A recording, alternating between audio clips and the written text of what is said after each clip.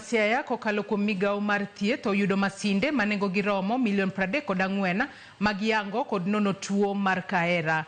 Chiwogo oriwo masinde ma nyasani maneno ni tuo mar kahera otimne nonro matuta. Kano wuoyo chieng' chiwo masindego e kaonti ma Siaya, jatelo maduong' mano Laktar Paul Wekesa osingo ber mar timo nonro ewi tuo mar kahera.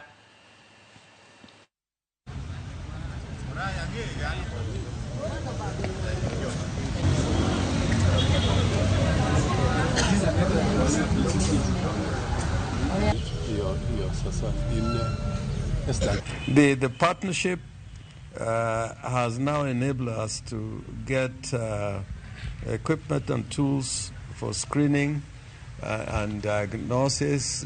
I'm excited that this equipment applies artificial intelligence.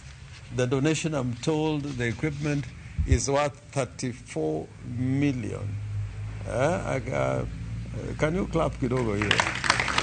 34 million. We join you, the county of Siaya, to be able to donate laboratory equipment and reagents that are going to go into the effort of eliminating neglected tropical diseases. Today, the purpose of this visit is to hand over new equipment to the Department of Health in Siaya County.